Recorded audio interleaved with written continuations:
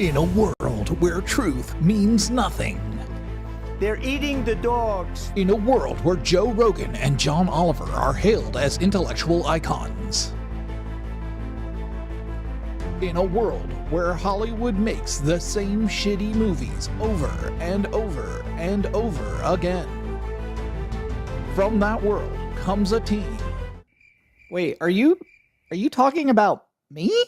In the lineage of iconic teams like The Rock and Mankind. Okay, well, that's not a terrible team to be part of, I guess. Like Lennon and McCartney. Okay, that's probably slightly even better. I could get behind that. Like Sherlock and Watson, or Batman and Robin. Okay, but one of those people in that dyad is really bad at what they do. Like Steven Tyler of Aerosmith and the guitar guy from Aerosmith. Hey, wait a second. Don't want to be the guitar guy. Like Michael Jordan and, whoever else was on the Bulls. I'm Pippen. I'm Scottie fucking Pippen. Comes a partnership to save you from the shitty entertainment you are forced to consume like so many Slim Jims. It's Connect the Coast Radio and a guy with an LED background, a microphone, and too much free time on his hand wearing emo band shirts like it's the 2005 Warped Tour. Hey, wait a minute. That's me you're talking about. This winter, if you watch one podcast, make sure to watch Connect the Conversations. That's not the name of the podcast, you asshole. Fine. It's Honest Conversations with Mr. Carter, now syndicated on the Connect the Coast network. Thanks. See, is it that much to ask for you to be professional for like 10 seconds? Coming soon. You motherfucker.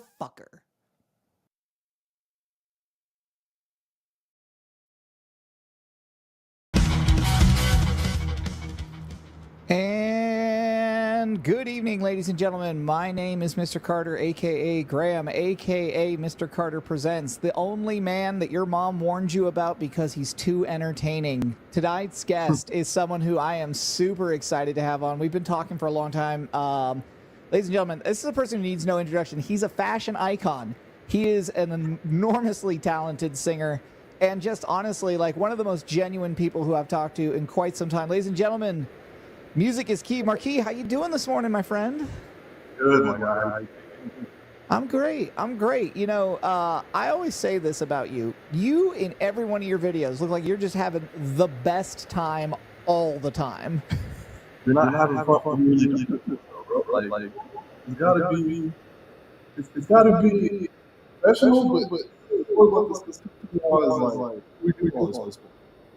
Yeah, I feel you. You're actually cutting out a little bit. Can you hear me all right? I can hear you. Okay, that's better. Right there is good. Okay. I was moving.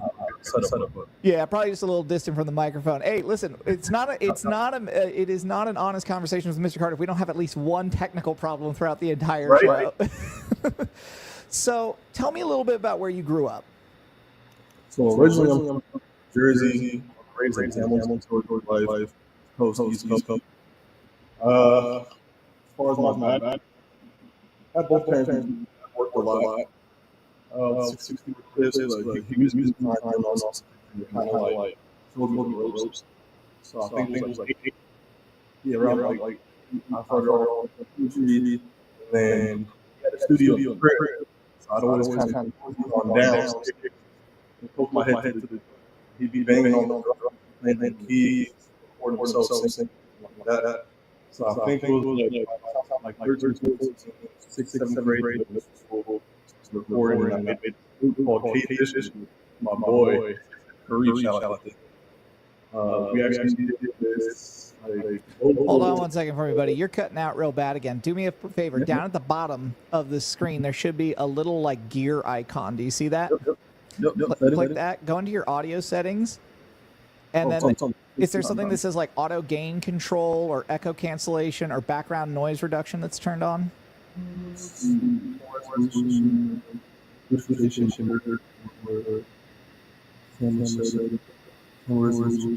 No. Okay. We may just need to move the microphone a little closer to you. Laptop. There we go. All right, beautiful. So you were saying that there was a studio in your crib. Yeah. Dad built his whole studio. Dad built his own studio. Pretty much taught me how to record base. Because eventually, went from a two-man group, like a man, one team, money at group. So we start. Yeah, it's cutting out again. Do you have headphones by any chance, like a pair of earbuds, like Apple AirPods or something? Yeah, go for that because it might actually significantly help. That's what I'm trying to figure out. Yeah, no worries. Like I said, it's not an honest conversation with Mr. Carter if there isn't at least one failure of something. Yeah. That's much better. All right, word. All right, great. Okay, so Studio in the Crib, Cubase went from being a two-man group. Go. Yeah, so two-man group to like we got to school, and then there's about 5 or 6 of the group, and then you want to be the main group.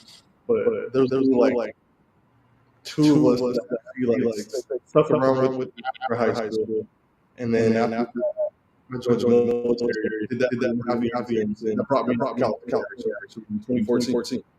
Out in Vandenberg. And for people who don't know, because I've been on Vandenberg Air Force Base, right? And there are very different types of military bases. Would you describe Vandenberg Air Force Base as a party base? There's like a lot going on there, right? There's a program.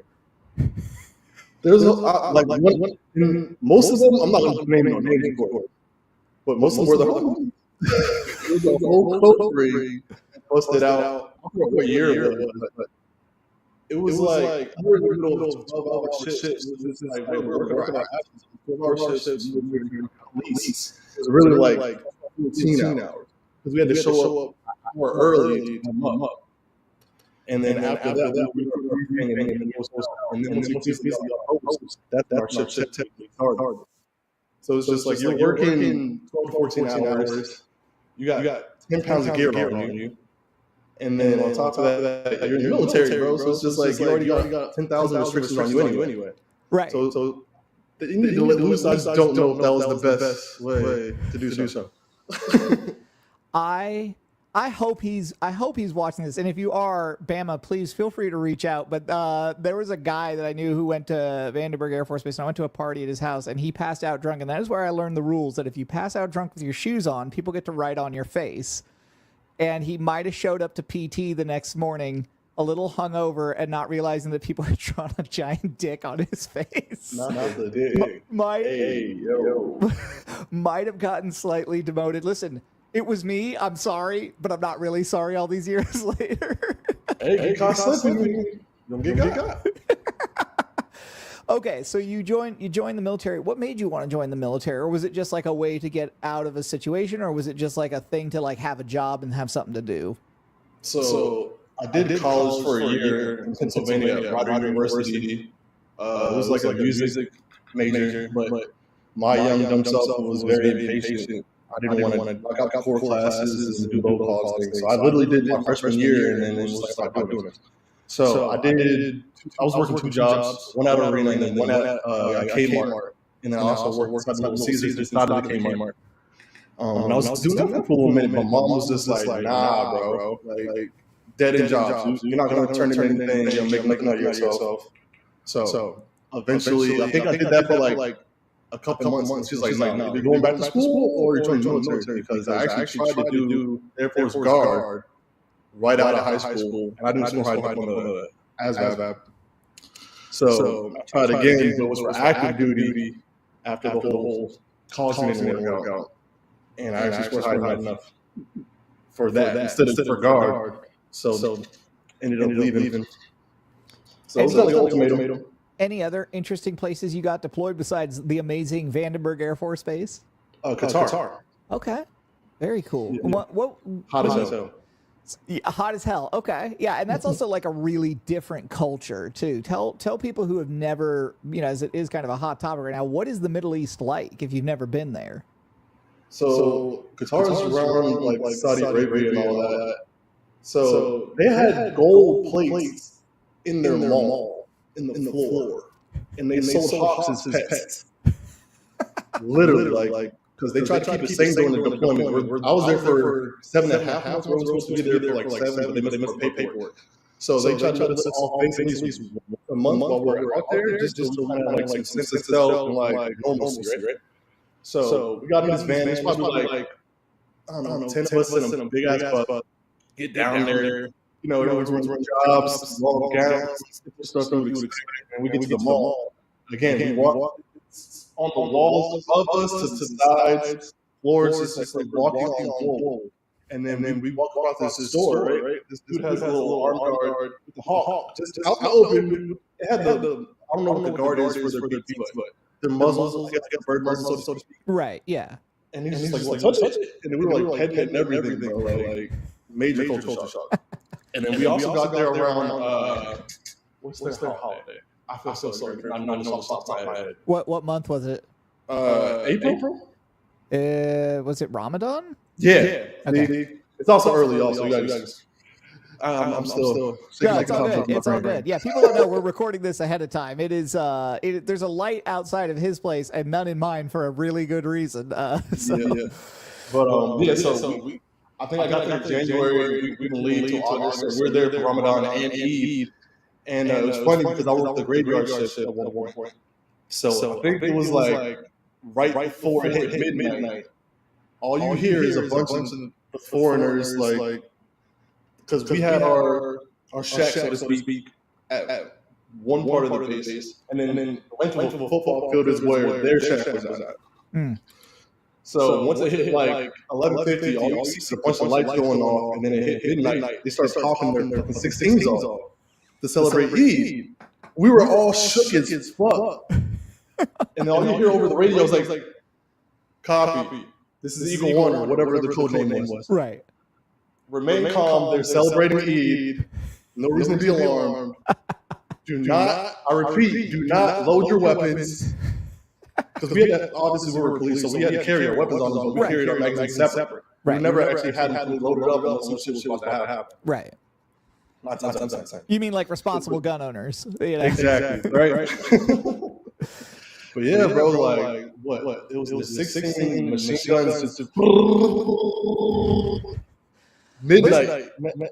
I just got to know because like we both have lived in the Central Coast and like people don't know this about the Central Coast, but it is like on 4th of July, it's Baghdad, especially in a place like Grover Beach, right? Where it's like, that's all there is to do. So, you know, like it's not just like low level fireworks. It's the ones that shake your houses. Like anybody who's shooting those guns in the air, do they not think that the bullets come down? It's like, are there injuries every year where the bullets like hit somebody? You would imagine, right? Back to that safety aspect. So, all right. So you come home after the military. What are you doing then? Were you like, I'm not ever leaving California and I'm not leaving the Central Coast at that point, or did you go somewhere else for a while and then come back? So as far as after the deployment, came back to Vandenberg. I actually ended up extending. I was supposed to be young, so I ended up extending for another 2 years. So my 4 turned into 6. Because I ran into some money issues. So I stayed in the Central Coast for another 2 years. I think it was like around 2019 is when I finally moved out to LA because I wanted to go to school. And I also was like, all right, I'm kind of, what's the word, phrase before? I've kind of like made my lay of the land. I've planted some seeds around the Central Coast. Like there's points where I'd walk in the mall in Santa Maria. People actually recognized me off from the songs and like these sites like I was doing. I was like, oh, I don't know about famous, but like I'm recognized. I'm loved. Yeah, you're hood famous, like, you know. Exactly. So after that, I'm just like I'm a very competitive person. I'm also big on just like self-growth and challenging myself, right? So I'm just like not to say that the Central Coast is like little fish or anything. I'm just like if I can do this in this market and demographic over here, the real test is like can I do this and replicate my success in LA. Right. So I moved out to LA. I was in Koreatown for the first year. And I think I've been growing a lot. So I went from Koreatown to Culver City. You know exactly where I'm at. Jefferson and La Cienega. You know exactly. Yeah, when you said La Cienega, I was like, you might not get too far from me. But yeah, so I went from Koreatown to Culver City. Hollywood, I actually lived in there a little bit. And now I'm out in the valley / like New Hall, Santa Cruz area. Okay, hold on a second. You're in Santa Clarita. We got to get you over here for a photo shoot like ASAP because That's what I was saying before, bro. Like I could have pulled up. I'm doing my okay, cool. All right, next couple of weeks you're coming out here. We're gonna do a photo shoot. I'm doing my best work right now. For those of you who are not checking it out, the card photo, go check that out. Stop sleeping on my boy. Yeah, thank you. Let's help each other make some money. So tell me, let's talk about. So you move out to LA. Obviously, you'd been to LA before because everybody in California has been to LA at least once. But what's the difference between visiting LA and living in LA? Everything. Once you actually get a spot out here, it feels like, and then you I don't know if it's like a meme or some shit I said on TikTok one time. Like the minute you step your like a foot outside, 5 cents. Whole foot, $5. Your entire body's outside. Somehow your bank account is missing like $20 already. Make it to your car, $50. You drive down the street, $100. But no, it's just dumb expensive out here. But luckily, due to how I maneuvered and navigating my life and my benefits in the military, I have my disability and shit that I finesse. Use that to pay the rent. Then I got my normal job, and then of course I make my money off of my music as well. And I also produce for other people. So multiple streams of income. You want to come out here and not starve? Come out with money. And then once you get out here, make sure you have multiple streams of income. Yeah, it's the side hustle, right? Like when I was living in the Bay, you tell people like, "Oh, what do you do?" "Oh, I work in tech, but I also am a photographer." And people look at you like you got 3 heads. They're like, "What? Right. What do you mean you have like a side hustle? Like what? Why would you do? Why don't you just work and like drink beer the rest of the time?" And you're like, "No, dude. Like I'm from LA. You got to hustle, man. Like shit's expensive." Literally. So, when did you first know you were going to be a musician? Like, when was the first time that like that light bulb came on and you're like, this is what I want to do with my life? I always had like an inkling since I was like a kid because I was always very artistic. So I started off drawing. I even made like little comic books and everything, my own characters. And then again, it kind of turned into poetry. And then I was always around it. So I had a feeling that even if it wasn't like fully diving in it, it'd always be a part of my life to some degree. I just happened to like be able to gravitate to it and actually like expound on it due to my dad had his background. So I don't know if there was like a spark that was like an aha moment, like oh, this is what we do. It's more so like it was always been a love, and I just like throughout my life I just started to double down more and more. So when I was 8, cool, let's try to turn this poetry into raps. Once I hit 14, okay, let's perform. Okay, once I hit like 16, let's get a group. Let's pass out mixtapes at high school. I got blessed to get stationed out in California off a whim. Cool. I got this huge little community on the base and even bigger community outside of the base. Why would I not capitalize off that? Right. So it's almost like, not to get too religious, but like God was giving me these little like, it's like Family Guy. Who's a king? Like these little like trinkets in life to like let you know like you're on the right path. And as I pick things up, everything just like progressed and developed more. Like I'm not gonna say I was always nice, but I was always determined and consistent. Right. So even when I was trash, sounded like Dr. Seuss and shit. 1 fish, 2 fish, 3 fish, blue fish. Whoa. Let's not say things about Dr. Seuss we can't take back here, because that dude's like been around for what, like 60 years, still fly as fuck. Yeah. Touching generations to today. Yeah. I think that's so interesting. Like what was on in that, because like I was talking about this with Uno, and we'll get back to him in a minute because he's also one of my favorite people. But like, likewise, I just saw him yesterday. Oh man, was he down south or were you up north? No, he was up with me. We gotta get him. We gotta get all together. We could get ourselves. We gotta get like a 7 records episode. I would be so down for that. I would be so down for that. What was on in the house? Like, because we were talking about this, like musicians are rarely ever making the music that they were listening to all the time. So like, what was on in the house? So when I was younger, it is weird because I guess we grow with our parents, right? So initially it was only R&B and gospel. Okay. Because as I grew up, my parents went from like Bible toters to like growing out of that. But when I was very young, like it was very Kirk Franklin. It was very much so Luther Vandross, Temptations, Sam Cooke, Ray Charles, Stevie Wonder, Michael Jackson, of course. You're creaming the crop of like authentic, nostalgic, top-notch singers and R&B, gospel, all that. I think the term I would use for that is black excellence. Like that is all black excellence. Black royalty. Yeah. Give them each a crown. Give them a kingdom. Let's do it. Literally that. So you can say pretty much like R&B, soul, gospel, like roots, so foundation to my early music experience, for sure. And then as I got older, I think once I hit like 8 or 10, they finally let me listen to Tupac and Biggie. But that was like my real first introduction to rap and hip hop. Okay. And then I kind of like spiraled into me just trying to find music for myself, or digging through my dad's collection. He had like a collection of CDs about as tall as me, like 5 foot high, just stack of CDs, like from like your old school 70s to like Graham Central Station. A lot of people don't even know what that is, but to your Dog Pound even. Okay. My dad didn't let me figure it out until I was older, but he had a very diverse musical taste, which is probably why like I can do anything from singing to rap my damn self, because like once I actually was allowed to listen to rap music, like I dove full head in, and like my dad's musical taste, I can't lie. Can we also talk about how Corrupt is one of the most underloved MCs of all time? It's villainous how slept on and underappreciated he is. Have you heard the new song with Dog Pound Gangster Crew with him and Snoop and Daz and all of them together again? It's all of them, right? Yeah.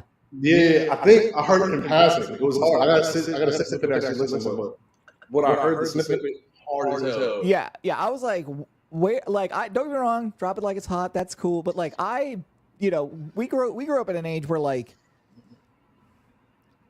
the music had to be right. Like 50 Cent could get away with making Candy Shop because he made all those other really hard hits. So we were like, all right, cool, he can have this one. Like.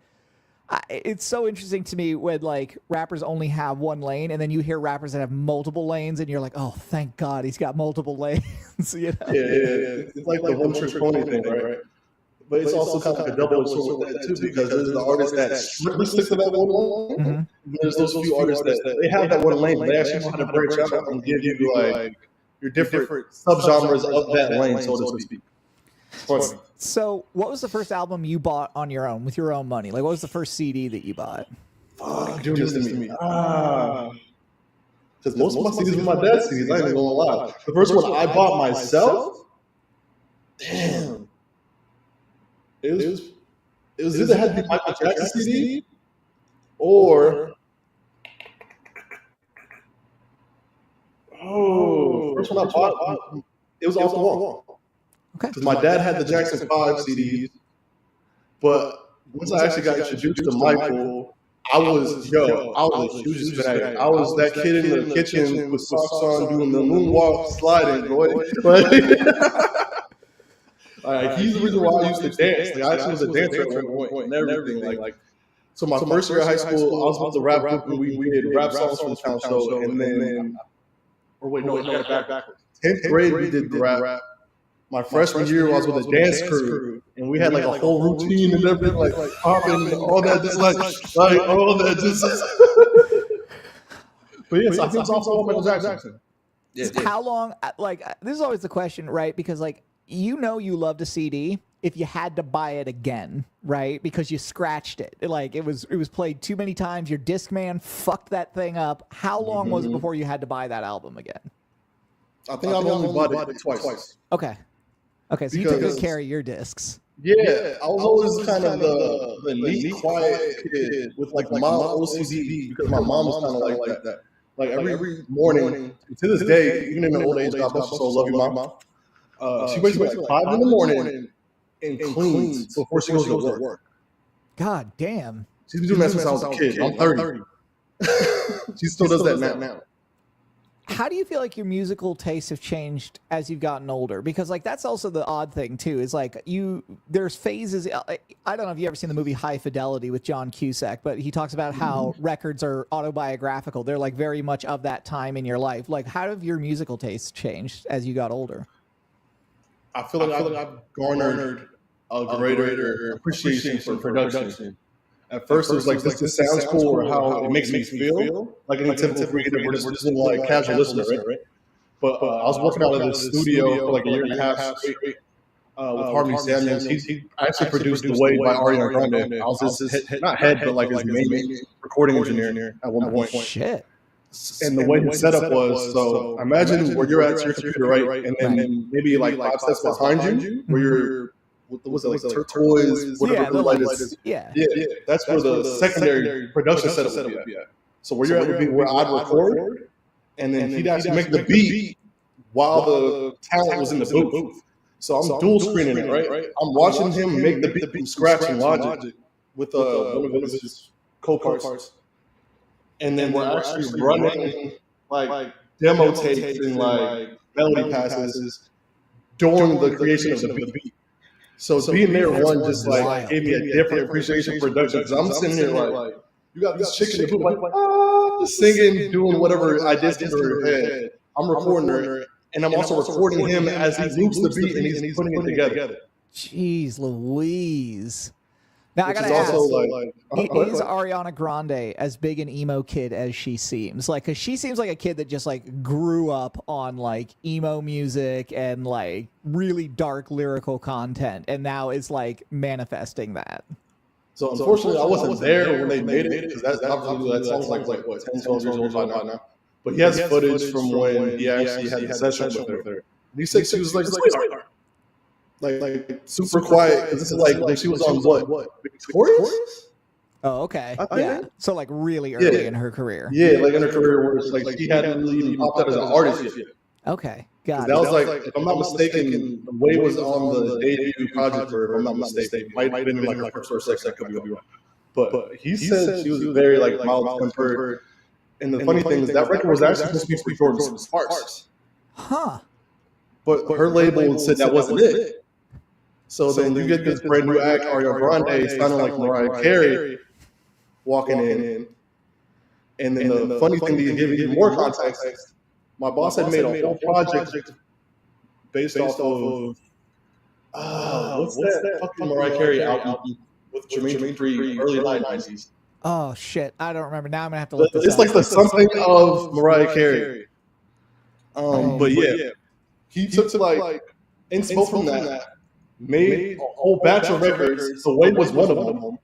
He showed the label for George Sparks. Damn near the whole project, at least that record. I could be a little foggy. Don't quote me. And then they turned it down. And then someone sends Ariana Grande his way. He shows her that. He's like, this feels like Mariah Carey. Oh my gosh. I love Mariah Carey. And then all you see in the footage, and it's actually on YouTube. I'll send you the link. Yeah. And then she's in the book killing it. And then I guess she wanted a rapper on it, and she was like either dating him already or like this is right when it's heard about each other. R.P. Matt Miller. He does the verse, and then the rest is history.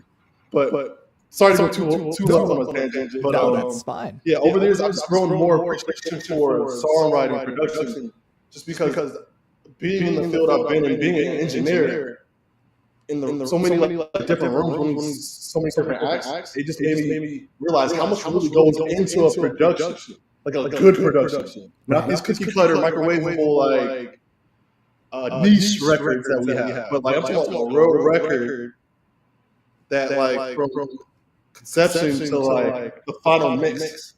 Like the nuances, like the getting the snare to hit a certain way, but then still stay in your own pocket in a frequency. Like, I'm a nerd out, but you get the point. Can you do that though? Can you like hear a beat and say this beat was made for this person, or this beat was bought by this person? Can you tell the difference between those two things?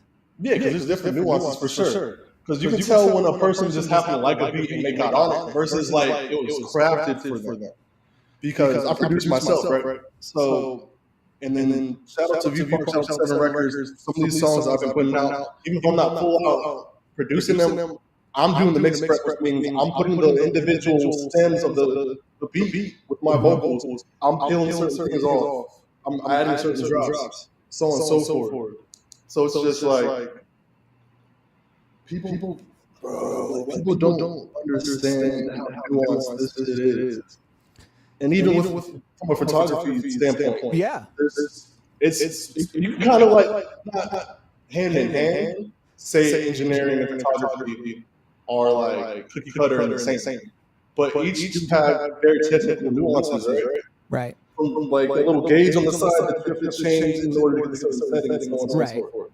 Well, I think it's also like it's craftsmanship, right? Like when people go, "Oh, I really love this Instagram photo," I'm like, "Listen, I can do something like that, but I'm not doing an Instagram photo. That's like processed food, right? Like it's junk, right? It's all the same thing." And you'll go to someone's page and they do the same photo 100 times. People are like, "Wow," because the algorithm took them there, right? But then you see something that's really different and has that love to it, or you hear something that has that love to it. Yeah, you can always.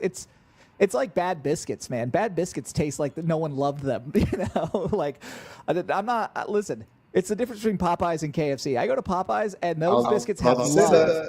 And you go to KFC and they've been beaten in the back, The difference between it getting stuck in your throat or you actually able to bite and consume it. Yes. Yeah, 100% that. To get back on track, like certain records is different when you can tell that. Okay, cool. The artist was in here, and they say yes to this being added to the beat. Versus like a producer just throws in something that's already made, and it's like, okay, cool. They sound good on the record, or even like this. Let's put in this aspect, right? I can present an artist a record that's already pre-made that I think might match where they're at the time. Right. And certain times you can hear that. Certain lyrics don't really resonate and connect with them in their performance. Right. Of how they sing certain lines or rap certain lines, whatever the case is. Versus, there's this one woman I was working with, shout out to Maur Kii, Deanna. She's actually the singing voiceover for Penny Proud and Proud Family. We had crafted this record here at the crib for her from rap. It's called Right Now. She sings a line. This just hurts right now. It's a super simplistic line, but if you want to see the record, send it.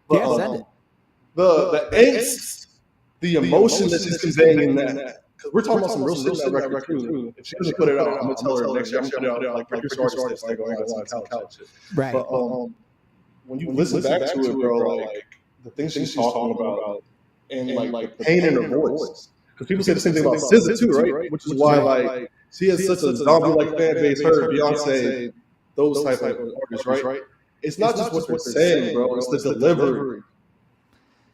That's such an underappreciated thing. And having done stand-up comedy, it's like it is the biggest difference, right? Because if I tell a joke with the pause and it's the sentence "Let's eat grandma." Depending on where you put that comma, that means really different things, right? It's a game changer. It's a major game changer. So how did you and Uno get hooked up? Like, how did you guys meet? So it was kind of just like amongst the network of 805, low key. So they did Lucky Summer. I did that. I don't remember. I feel like I probably reached out to them because I have a very like. I used to have a FOMO type mentality that I just recently kind of grew out of. Sure. I'm also just like a new dad. So like, congratulations. Thank you. My priorities are just not different, but I'm very more so like on top of my priorities these days. And what I 100% need to partake in right to advance my career versus what I could probably miss out on. Right. But anyway, back on track. No, that's. I mean, we're going to come back to that because I think that's actually really important. But yeah, go ahead. Feel free. Open book, bro. But yeah, so I did that show, reached out to them, did that, killed it. We just stayed in close contact, and I just started pulling up the Oxnard. Like this is by then. I'm pretty sure I was either about to move out to Santa Clarita or I was already out there. So I was back and forth here, Oxnard. We just started kicking it. Like we didn't have any plans of me joining Seven initially. It was just like, yo, he seems like a cool dude. He seems like a cool dude. So we just linked up. So I just started kicking it with him, Philly, all the guys, Bam, all them. Let me pitch an album cover to you. And I'm sure Uno's going to hear this, and he's going to know exactly what I'm talking about. Do you remember the old Vibe magazine cover of Death Row, where they're all wearing black, and it's just their heads? Looking like they about to be the next black Italian mafia. Yeah. Like John Gotti saw that and was like, "We need to get that uniform." Right. How about a cover of Seven Records like that? I'd be down for it. That's hard. Yeah, I've had that idea in the back of my head. Patent pending to anybody. Yeah, okay. But I need 5%. You guys actually do it. yeah. I would love to do an album cover for the whole crew of you guys. So okay, tell me what's the wildest Uno story? The wildest. Because I feel like Uno is a guy who does not self-snitch, which I appreciate, right? But like, everybody's got an Uno story. He's like the Dusty Rhodes of like the 805. Like everyone's got a Dusty Rhodes story in wrestling. Everyone's got an Uno story. Because this is, and God bless my own heart. This is why I'm so torn about where I live. It's just what it is, right? So like, I only get to see the guys like maybe once every other month. Sure. So any story I probably do have, he's probably already spoken on. So what do you think?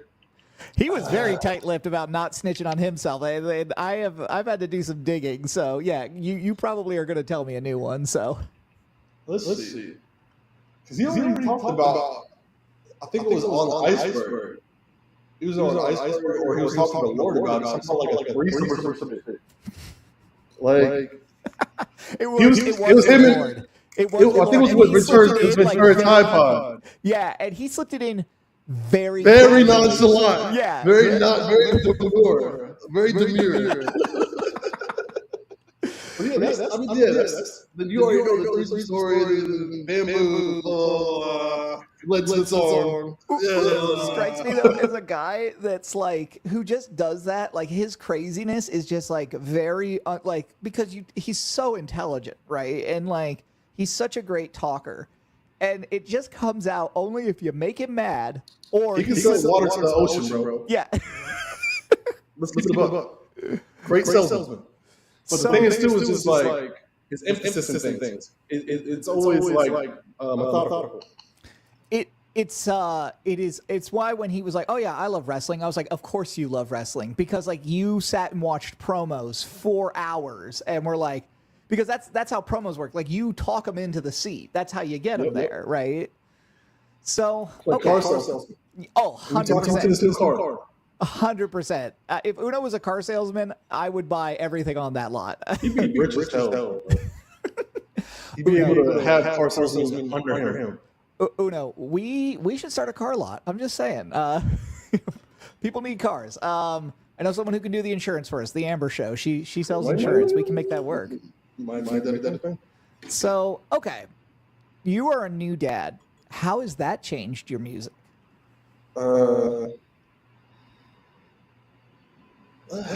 It's weird because like I've slowed down as far as like how often I make music, but it's made me want to make sure it slaps when I do get the chance. Sure.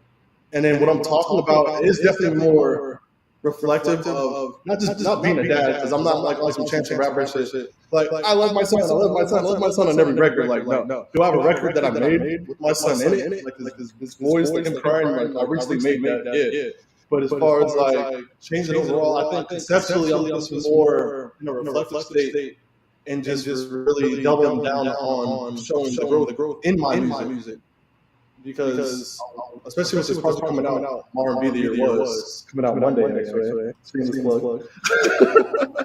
Get it in there. I mean, get it. Amen.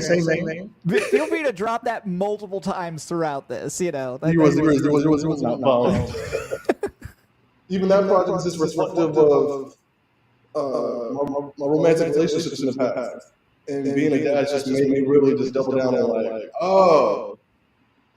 looking back on this was very toxic, either of me or of them, the person I was dealing with, or like, I probably could have been better with this person. I could have handled their emotions better. I could have handled my own emotions better. So it's made me really sensitive, bro. I ain't gonna lie. It's so interesting because, like, the one thing Uno and I probably disagree about most is relationships, right? Like, I am a, by the way, get your Patreon of the Iceberg podcast. That is the best money you can spend. I am the highest tier, so that because, like, yeah, my whole rule is don't ever give an artist less than a Netflix subscription, because that's like the bar now, right? Like, if you're like, here's $5, you can't even get Netflix for $5. Get the fuck out of my face, but like, I'm older than him by probably like a sizable amount. I'm about a decade older than you. Fuck, I feel old. But like, can't tell, bro. Oh, go on, stop some more. But like, as you get older, your views on relationships do change. And I guess like it's so interesting. You know, your music has a lot of expression about love and relationships and sex. And like looking back on your younger years, if you could tell your younger self anything about relationships, what would you tell yourself? Not necessarily to hold back an emotional effort, but to better monitor how much I give versus receive. Reciprocity, right? Mm-hmm. Even to this day, I'm heavy on like, if I love you, even from like a friendship standpoint, like I'll go around the world and back. But the problem is my younger self, like I did that out the gate for a lot of people that didn't deserve it. Mm-hmm. This has also been the reason why a lot of friendships have ended that I've had for like numerous years. Like I just had to cut off one of my best friends of 10 years Mm-hmm. about a month or two ago. Just because he kind of put me in a compromising position with my son, low key. And I can't play that anymore. Like it's one thing for it to be me, but if you're putting him in a position where like he might be in any type of danger or just not in the best position possible, then it's just like it's a dub. It's a wrap, bro. So Yeah, I mean it's so hard too, because like it's also a value statement, right? The things that come into your life change your values, and if they don't, like you probably have a head injury or something. But you know, like how has having a kid changed your values around women? Because I'm always curious about that, because I was quite the misogynist for a long time, and like the last 5 years have significantly changed that for me.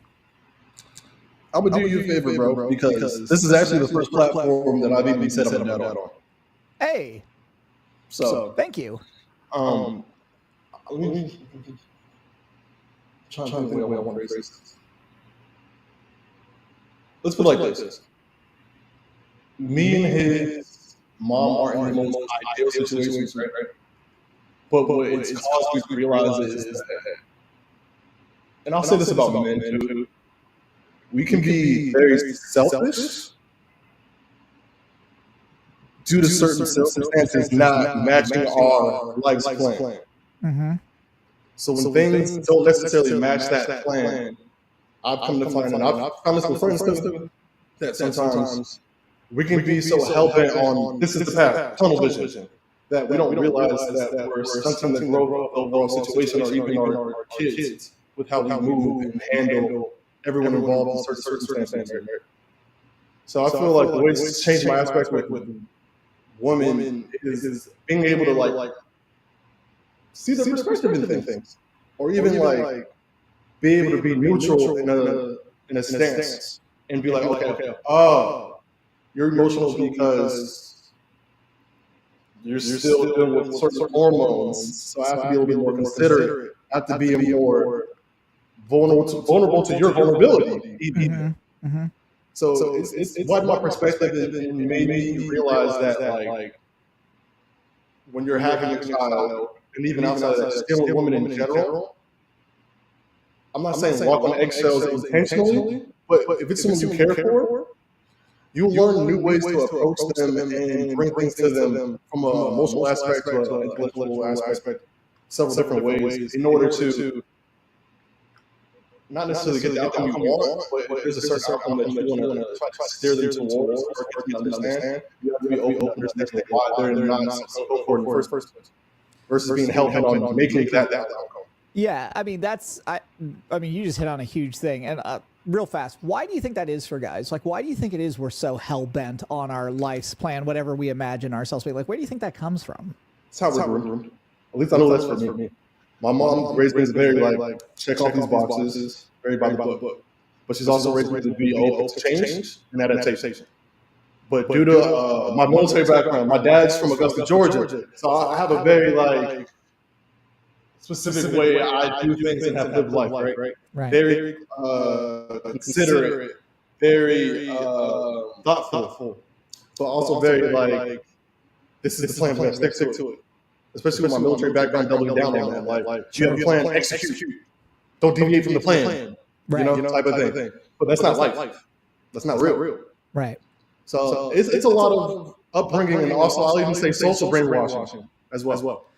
Yeah, I mean, I think I read a really, so I'm super into psychology. I don't think that's a mystery to anybody, but yeah, like I read a really interesting study that's about something called cluster B personality disorders, and cluster B personality disorders are like psychopaths, narcissists, borderlines, right? Like the big five is what they call them, and they were saying that they think that like social pressures cause men to be narcissists and women to be borderlines because we expect men to be just like unemotional, yeah, and like reserved and very focused. And I started, when I read that study, it was probably about 2 years ago, I was just sort of like thinking, I was like, man, how have I been programmed? And then I really started to think about it, and I was like, holy shit. Like my dad was, yeah. I mean, my dad was a World War II veteran. He survived, the Royal Air Force, which was the most dangerous job in the war, and like he was very driven. And my mom was very much like, you have to be something, and like that's a big thing. You're not going to amount to nothing and be my child. Right, 100%. Excellence is expected. It is not the outlier. And this is the standard. You're going to meet it. Yeah, 100%. Which is so funny because my brother, not like that at all. And I don't know if it was just because like different temperament in your kids or whatever, but it is interesting that men are so designed that way. And I was going to say that, the biggest thing that's changed the last 5 years is that effort. What you're talking about is like, you might not get the result that you want, but if you put in the effort, most of the time, your partner is going to meet you halfway. Exactly. To some degree, it might not be exactly cookie cutter to the exactly what you want it to be, but this is my thing with relationships and friendships. Effort goes a long way longer than people think. Which is why when people mishandle me and my kindness or how I'll go the mile for them, like I get mad to the degree where I might tear up a little bit, like angry cry type of thing. Because it's just like I do everything with a genuine full heart, and for anyone to reciprocate anything less, it's disrespectful. It's just hurtful. Yeah. And I mean, I think that's the best. Like, I get there's like the manosphere out there. There's like men must be hard and like Andrew Tate and his bullshit. By the way, cannot wait to see that guy go to prison. Cannot wait. That is one guy that I'm like, I don't root for anyone to go to prison, but that dude's a piece of shit. But yeah, like didn't he get caught up a year or two ago or something? Yeah, in Europe or something, and right. He's still on trial for it. But yeah, he's at a colossal. Yeah. Who knew that a colossal piece of shit would turn out to be a colossal piece of shit? But yeah, right. I think that what is so interesting is that when you reflect back now, the arguments are so different, right? Like once you make that jump into that effort, like you said with your best friend, where it's like people start to see themselves out with their actions because they're not going to make that effort. And when you look back on your life, what's the starkest contrast between maybe the arguments you have with your is it your wife or your girlfriend or just a baby mama? Like how do I describe your relationship so that I don't fuck this up for you? Work in progress. Okay. We'll that. Okay. Partnership. What is the difference between your partnership and maybe past partnerships that you had? Like what's the difference in the arguments? In the past, it was very much so. Damn, that's a great question. Now I just got to think about something that I've been trying to avoid thinking about probably for years. Thank you. You're welcome. This is the session is not over for the next hour, and I will be sending you a super bill. Side note, completely off topic, but if you have any audiobooks regarding psychology, send them my way. Oh, I got tons of those. Yes. We'll talk off after this for sure. Yeah, for sure. But back then, it was a lot of me assuming fault in order to avoid conflict versus now it's I will assume fault where my fault actually takes place. So it was before it was very much so non-confrontational. I want to live in a fairy tale relationship, in a fairy tale lifestyle. I want my happy ending. So I'll take the blame for whatever it is, even if I'm not necessarily the problem. Versus now it's just like, okay, I did actually do this. I was inconsiderate in this moment, or I didn't thoroughly explain so that you could fully grasp the concept of what I'm trying to communicate to you. Isn't it such a pain in the ass though? Like when you're like those old instincts kick in and you're like, I didn't. Okay, yeah, I did. That was me. I did that. You know. Yeah, it's always that funny like moment of, oh, I'm actually the reason why that didn't pan out. It's not that I was trying to take a higher road. It's like, no, I was enabling them so much to the point where they felt they were in the right to do me dirty. And I got done dirty and I got a little heartbroken. Whereas if I would just stood 10 toes down on whatever the real issue was that needed to arrive at some type of resolution, life may be different. Yeah, that's it's so interesting. Dave Attell has this great joke.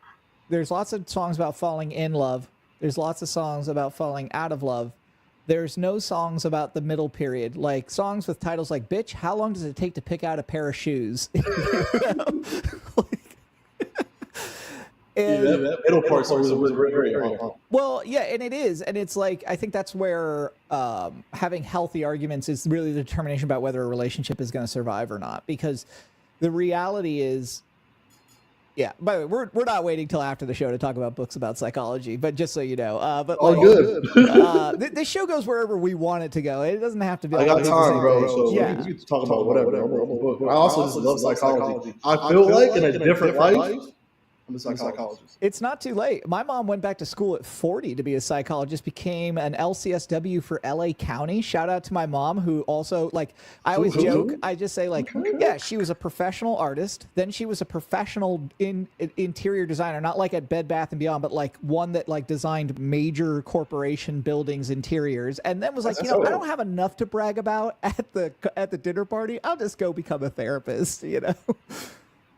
So she's lived quite the interesting life. Yeah, my mom's a really interesting person. Love you, Mom. Glad to be back in LA where I can take care of her and be around her more. But yeah, I mean, I think that is the difference, right? Is when you look back. So I got to ask though, like as an artist, before we get into books about psychology, because this will be a nice segue. I have found, as I get older, because you talked about like the emotions, right? And like maybe allowing yourself to feel things that you wouldn't have felt in the past. I find now that music fucks me up sometimes. If there is that like connection to that moment, it far quicker evokes those emotions. Do you find that? And if so, like what music is doing that to you? There's one specific song. So we had something called Grilled Cheese with Jesus back in boot camp. So every Sunday, we get to leave our dorm because it's boot camp, so it was all guys in one dorm, all girls in another one. Right. We all had cots, we all slept in them, whatever, blah, blah, blah, blah. So Sundays we get to have grilled cheese in the, I forgot what they called it, but in the lunch area, basically. Mm-hmm. Grilled cheese was the meal, and then you go to church before or after you eat. So Kirk Franklin's Smile, my mom loves that song. And they actually played it at one of the church services. This is like maybe only my second week at boot camp. We're there for 8.5 weeks. So I'm still in the process of like, I'm bald, I'm getting screamed at, I'm being told to do push-ups to the earth moves. This is my first real experience away from home, outside of Jersey, let alone states away from Georgia, Texas. Right. And I have no real sense of normalcy. I can't talk to my family at all because you couldn't get on a phone call until like halfway through. So the fourth week, we got to make phone calls, but I was on the second week. They played the song, and I was trying my hardest, bro. I swear to God, not to cry. But Kirk Franklin's Smile came on. Thought about Maur Kii. Yeah, bro, I was waterworks, dog. Waterworks. People don't, it's so funny too, because like never been to boot camp, but I do know lots of people who have, right? And I went to a really weird high school situation because I was a delight as a teenager. So obviously my parents had to kind of figure out how to get me sorted out. And people don't understand, like, guys get crazy homesick because we're super territorial, right? Like by biology, we're very territorial, and we're outside of our territory, and it feels the fucking worst, because we feel like we can't protect ourselves or the ones we love. Yep. So But let me yeah, ask you that's another all- music question here that is also oddly psychological. Are you Okay. a random playlist person, or are you a person that puts your playlists in a specific order? The funny thing is, I just made my first own playlist last year. What the So, fuck? yeah, bro. Like, I'm an old soul at heart. I ain't gonna cap, bro. So, like, I'm not. It's not that I'm not privy to technology and playlisting and all that stuff. Sure. I have like, let me go to my Spotify. I got like 6,000 songs liked, and that's usually what I frequent. And then every Friday, when the new music Fridays come out, I'll go to Apple or I'll go to Spotify's playlist, pick up on some new music. Or recently, I've been finding a lot of new music from TikTok though. I mean, TikTok's great for that. I mean, the algorithm on TikTok is great for two things: disrupting democracy and making sure you get good music. So, you know, Pretty much. it's Maybe listen to liberalizing things. the scales, you know? Exactly. But yeah, I don't really. I have that one playlist, bro, but I'm not a playlist guy. And then Spotify has this new DJ X feature, right? Yeah. So he takes influences from your like songs, saved, purchased songs, whatever, and then he crafts a playlist or like a rotation of songs that he curates based off of those like elements. And then he just cycles through like 6 songs, then he'll be like, okay, cool, now I'm going to play your favorite songs from 2023. Yeah. Or I'm going to play songs based off of you frequent this artist, so I'm going to play some like artists and see how you feel. So AI is crazy, bro. I'm okay with that, but I'm not okay with AI. So I have 736 playlists currently. So I make playlists as soundtracks to specific parts of my life, right? And some of them have like multiple playlists, and there's influences from all over. I have one called The Story, which is about an ex-girlfriend that like just was a really toxic relationship, and it's the entire relationship from start to finish as like a musical. So all the songs are like specific. I low-key want to hear that. Send me that playlist. It's wild. It's about 3.5 hours, but most of them are about an hour tops, right? So it's about like a Marvel movie. Yeah, you know, or Lawrence of Arabia, whatever you want, you know. But it's one of those things that, as I get older, the stories that music tells me just moves me a lot more, right? Like, and it's so funny that you can hear the same record at different times in your life, and they mean such different things, right? Like, I always think of To Live and Die in LA. When I first heard it, meant one thing, and now that I'm living here again, it means something totally different. And yeah, that's a song that fucks me up all the time. There's this one song. Is it Future Khalid? Oh, Khalid's crazy. Khalid has a Calvin Harris. Oh, okay. Rolling, featuring Khalid. That was my theme song my entire deployment, bro. So I think it hit like May or June, and his whole Calvin Harris album came out, and I heard this song. So let's put it like this. So I'm trying to think like city-wise. Okay, imagine NoHo. Yeah. NoHo and Glendale. They're relatively close, right? Yep. Imagine you got to walk from one to the other. Dog, that was my walk from where I slept to the gym when I was deployed. Because we didn't have cars. Right. The only cars we could drive was when we were on duty doing police work or whatever. Right. So rolling, to this day, that takes me back to when I deployed, bro. Because it's a very like summery, like warm vibe of a song, right? So every time I hear that song, I just get taken back. It's funny how like you said, songs will like damn near like teleport you back into that time period, that space. And then it's just like then you reflect like, oh, I remember feeling like this, but now the song makes me feel like that. To your point. Yeah, it's the only thing else that does that is smell, right? Because you smell a certain food and you're right back to the first time you had that food. It's so weird. When I was 8 years old, my grandma used to make me when I was blah, blah, blah. I smell pancakes, and it's my dad at 5 a.m. in the morning, man, every single time, you know, and him just being like, cool, I'm making pancakes because it's fast and I can get back to bed, you know. What is it, egg Kadidi or something like that? Yeah. My mom makes that whenever I go home from Jersey. I'm just like, oh.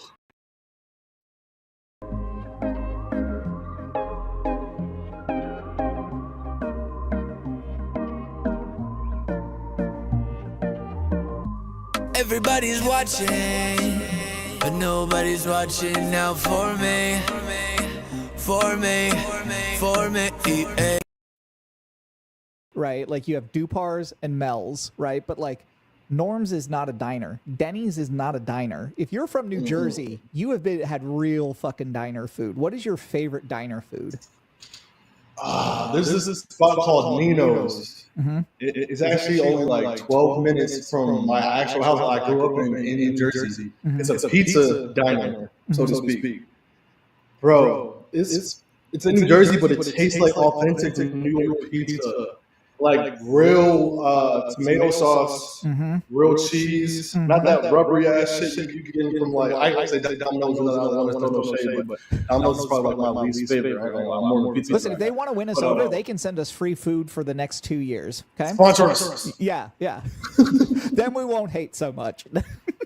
That's my spot, bro. Like, and then we would have 2 days because I played football in high school. So we literally walked from the school, which was only like a 15-minute walk. Actually, funny enough, I think it was like really relatively close. It'd be our in-betweener, so we'd have like an 8 a.m. practice, then a 3 p.m. practice. We break around like 12 or 1, have a little like hour break. Walk to Nino's, get a pizza or like a Philly cheese.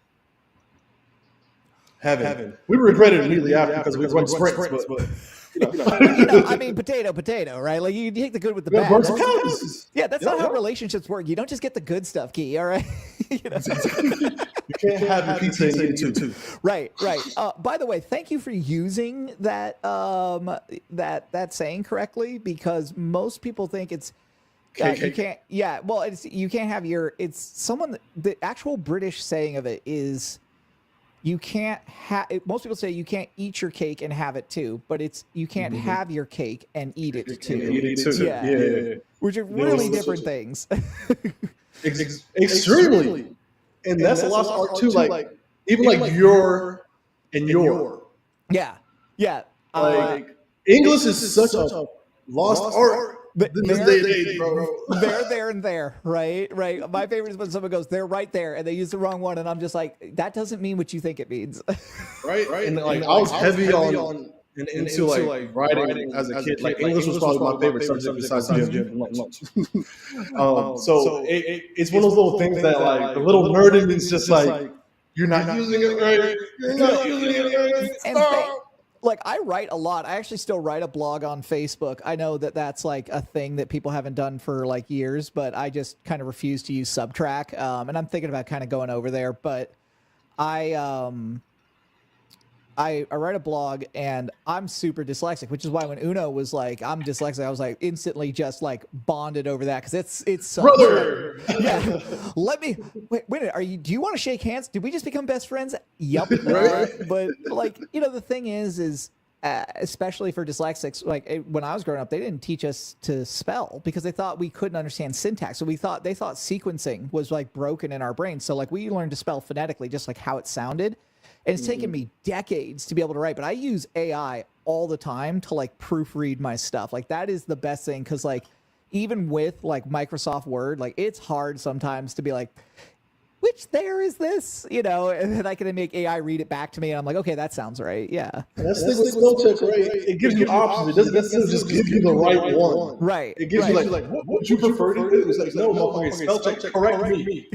Please. Yeah, you see the meme of the guy having to figure out which button to press? That's there and there for me when I'm like just sweating. So, yeah, I mean, now to bring it back to psychology, because we've talked enough about the psychology of music. What is it that people don't understand about the psychology of New Jersey music? Because like New Jersey is such a big small state when it comes to music. Like everybody is so supportive of each other there, right? And there are like legitimate hometown heroes. Why is it that people don't understand that everywhere else? Like why aren't there like hometown heroes in Los Angeles in that same way? I mean there is, but not really. I'm not lie. I'd beg to differ and play devil's advocate because that's the main reason why I don't go back home to live. It's a very crab in a barrel mentality over there. Oh, okay. Plus, Jersey, like to this day, we don't have our own identity musically. Like we just kind of we're a melting pot because that's the place where either people move to damn near retire, or they just move from like New York because it got too gritty, or from Philly it got too gritty, or like they couldn't make Boston work out, so they go to Jersey or something like that. Yeah, I mean, my main exposure to New Jersey music is obviously like the New Jersey punk scene, which is like very tight knit and like they say with it, like I'm from New Jersey, like I'm My Chemical Romance, I'm from New Jersey, you know, and it's like I think Gerard Way still lives in New Jersey, you know, right. But I guess that like it's probably not, it doesn't extend to everywhere. But yeah, I mean, also Jersey's becoming more popular now that you know New York is absolutely unaffordable for anyone who isn't a billionaire, you know.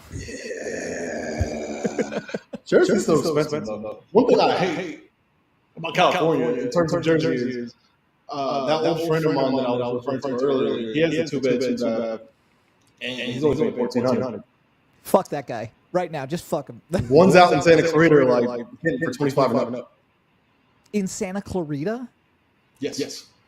You don't want to know how much I pay for this. You don't want to know how much I pay for this. Culver City used to be the place where you lived in LA if you couldn't afford LA. I'm paying $4,000 for a 2-bedroom. But the benefit, it comes with everything, then I'm assuming. Yeah, I mean, I have a recording studio here. We have like 3 dining rooms, huge pools. I mean, it's great, but like it is a lot of money. Yeah, I think this spot when I was in Culver City, I forgot what the name was. The Terrace or something. I don't remember. But it was only like 25. Right. Yeah. 25 when I was over there. I went by the dinner, high tea and all that shit. Yeah.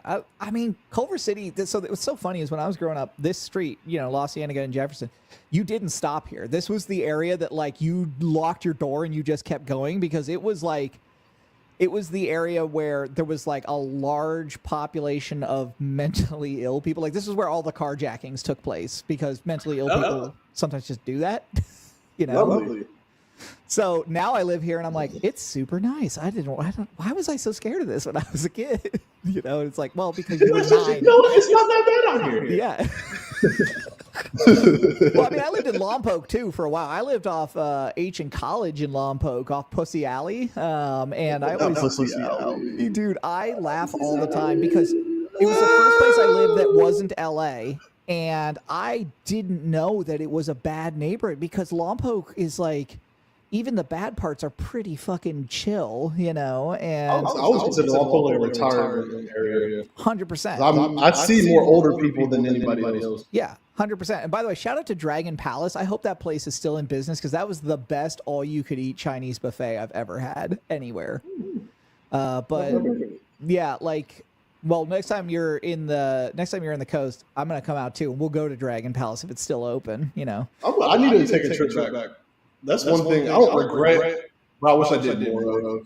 Is like go back because the most I probably do go back now is like once a year if the Lord hits me for like some type of event or music stuff. I don't know. And even then, like I'm barely able to make it. Damn, the crash out here, bro. And I missed it. Yeah, I'm so mad. He let me know the week that we were moving. He was like, "Hey, I've got this thing going. Could you come and photograph it?" And I was like, "Oh, I'm gonna let this dude down so bad." And I was like, he was very gracious about it, as he always is, right? But I was like, thank God I'm living here now, so the next one of those I can just go to. But Lord, you're gonna see this. Do stuff on Saturdays.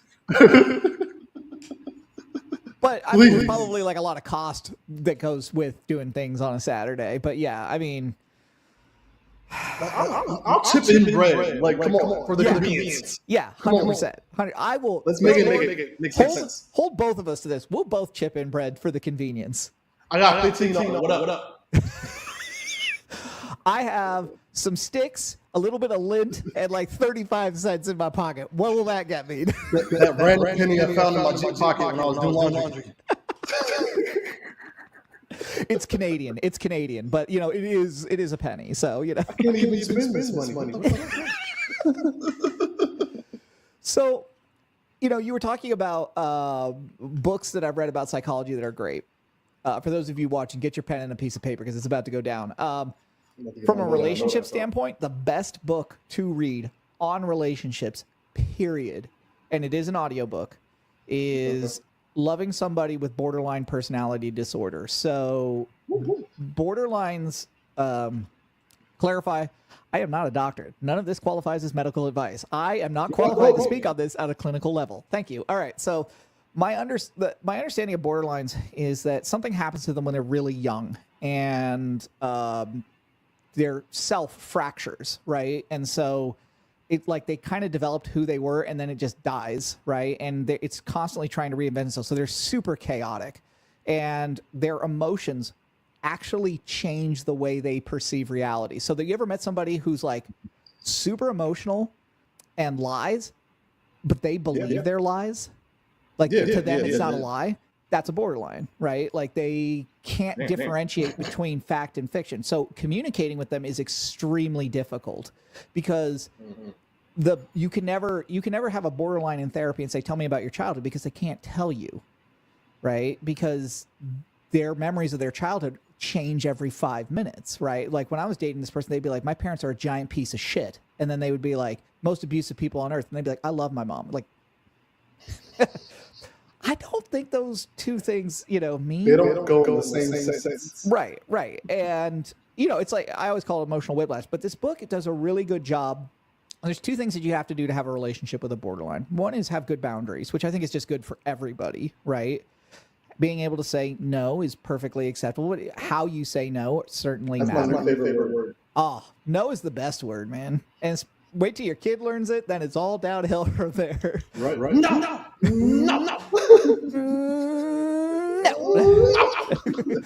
But it also does this really good job. So the thing that actually helps the most, and this is the thing that I think allowed me to get married again, because like I got divorced, and my ex-wife and I are great friends. She's an enormously awesome person, but like I was a terrible. I have a question related to that later, by the way. We'll get to that later. Yeah. Right after this little bit here, you can definitely ask. I wasn't a good husband. I just wasn't ready to be married, and in a lot of ways, I was just like, I don't know, angry, right? And so whenever we would communicate, I focused more on like this. Well, you said this, and then I said this, and then you said this, and I said this, instead of just saying, I hear you. Also, because you can validate somebody and then still get and then get your point. And that validation is actually what helps borderlines calm down, because they can't until they go through something called cognitive behavioral therapy, or sorry, not cognitive, dialectical behavioral therapy. They can't self-validate because there's no self to validate. There's nobody inside them that says, oh, it's okay, anybody else would feel like this. It's why they look like psychopaths, because psychopaths have no empathy for anybody. A borderline looks like they have no empathy, but they have it. They just can't express it. So it's like they can't tap into it as well. Yeah. It's just, and it's such a, like, it's, if you can have a relationship with someone with borderline, you can have a relationship with anybody. So I read this book, after I got divorced, and it changed my life. It changed how I communicate with everybody. And since then, like my wife and I argue, but like I was saying, the arguments are different. It's like we're arguing for each other, not with each other, if that makes sense. No, 100%. Actually, can you expand on that a little bit? Because I feel like a lot of people are going to miss that. Yeah. So there's a difference between arguing with someone, because it's like, okay, if you were like, hey, Fall Out Boy is better than My Chemical Romance. Okay, we're having an argument about something that's totally subjective, and at the end of the day, really, what is that argument about? Well, one of us wants to feel like we're right, okay? And that's not really productive. It's actually destructive in most ways, right? And so 100%. What happens is, when you have a healthy argument, it's like, hey, I would like to avoid feeling this way in the future. How do we do that?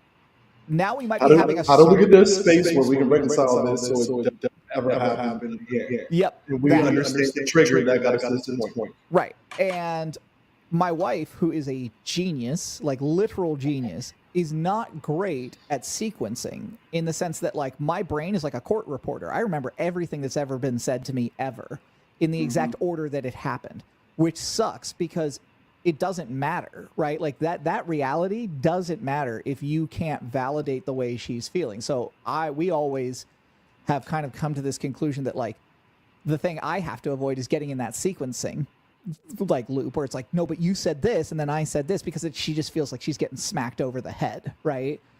And whereas she needs to say like, hey, I hear you and I understand why you feel that way. What can I do to, help you meet me in the middle, right? And then we work on it. And it's always a much more productive conversation, always. Can I ask how long you were married before the divorce? Yeah, great question. I was married for 3 years. We got divorced almost on our 3rd year anniversary, but shout out to Rachel, one of my best friends in the entire world. That's my sister's name. Yeah, Rachel and I, it's so funny because hindsight being perfect science, right? You look back and I even look at our wedding and I'm like, neither of us really wanted to be there. Not the supposed best day of your life. Yeah. Being the worst day of your life. Yeah, it was it should either be one or the other, right? Like it should be either the best or the worst, but it was so neutral. It was like it could have just not happened. And we both would have been, it was a nice party. It was great to be with our friends, but it wasn't about our relationship. And it was so interesting because I remember like right before we went out to the ceremony, because it was raining outside, so we all had to go inside for a minute. She looked at me, she goes, "You should have eloped." I was like, I fucking told you, And like when we got divorced, it was super funny.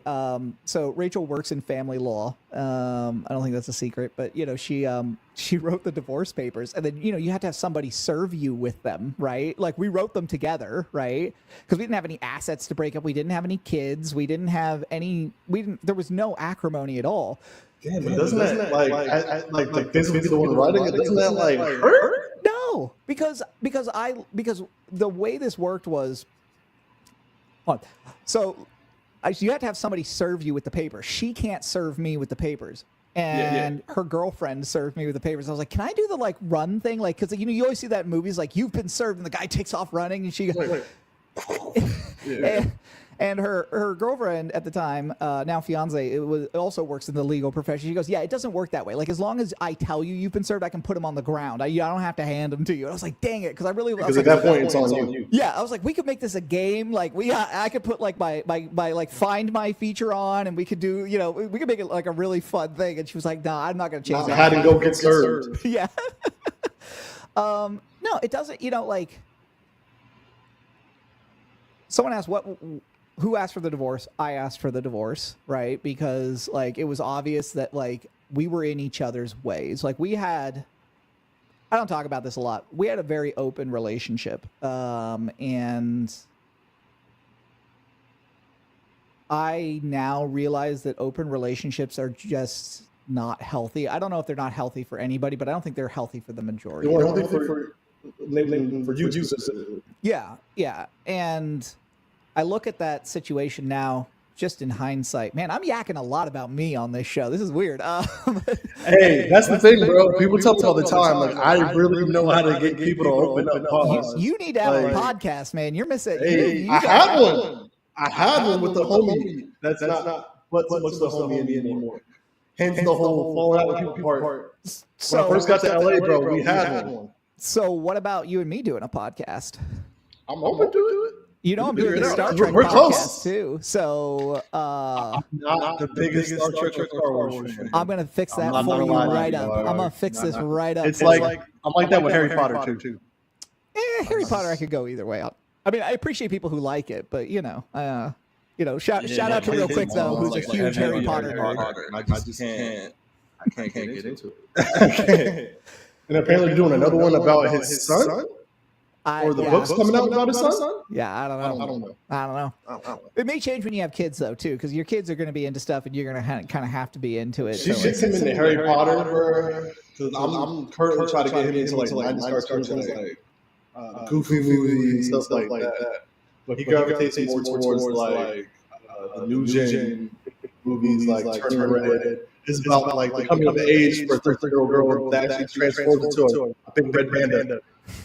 And shit. Like he's into some like I won't say mature, but like I don't know, some of these Disney movies are meant for actual babies, but he'll be glued to the screen watching them. Yeah, they're not. I mean, and that's the hard thing for kids now is I feel like they don't really get a chance to be a kid anymore. But you never, There's a lot of black excellence in Star Trek, right? And so, like, you watch a couple of those episodes, I got money, you're going to be like, okay, I'll go watch some Star Trek. I'm familiar. It just ask me in specific, not going to answer.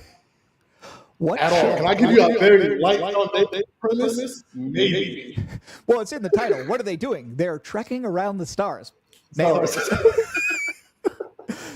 It's a different version of Star Wars. Oh, don't do How that. many people will shoot me? Yeah. If I actually said that though, like on record. Looks like this podcast is over. Click. No, I'm just kidding. Yeah. I asked for the divorce, and the reason was like open relationships. I think in many ways are a license to hurt people, and to anybody who's watching this who I hurt, like, yeah, sorry, by the way, because I wasn't a good person in that time period. I didn't handle things well, and the thing about open relationships is they stunt your growth. They basically prevent you from actually having a relationship at all. So you never have to feel pain. You always find somebody new to sleep with, and ta-da! You're 37 years old and you're still acting like you're 25. And COVID, honestly, was the thing that changed it all for me, because it was like, one, if you had an open relationship, you couldn't go over to all your partner's houses. Like, that wasn't a thing that was allowed during that. And we all had to think about, we all sat inside and wondered if we were going to die, because like 1 million people, this is the craziest thing about COVID. 1 million people died and we don't talk about it. We never talk about it. We're just like, yep, 1 million people gone in 1 year. It's like the snap. Yep. No, it's exactly like the snap, and we don't talk about it. Yeah. And so, yeah, I think that changed a lot of things for me. And then reading that book really fucking changed me. And then I really started to read about like what works in the most severe mental health conditions, right, that you could apply to just every condition. And there's another one called Surviving Schizophrenia, a Family Guide, which is about a doctor who wrote a book. His whole treatment is schizophrenics, young children. And he was talking about how to not validate the invalid, because a schizophrenic will say, yeah, there's a giant purple elephant over there. And you can't validate that, because if you do, you actually are reinforcing the delusion, right? Which is very dangerous for them. So instead you have to like say, oh, tell me more about that. Like, why do you think that there's a purple elephant over there? Right. And that's really different. Makes a lot of sense though. Yeah, it's wild shit. So how did you get interested in psychology? Enough about me. We're going back to you. You good? No, I've always just been like extremely self-aware, even as a child, to the point where like I was 8 drinking like green tea and shit. Like my dad put me on to, of course, but like I've always just been a hyper self-aware type of person. So I've always just been curious about, hey, what makes you think like that? Or what makes you think in this way? What gives you this perspective? Or what about your chemical balance or unbalance causes you to approach your life situations in this way? In a way that makes you even feel like you may not always be wrong. Or sometimes that you may not always be right.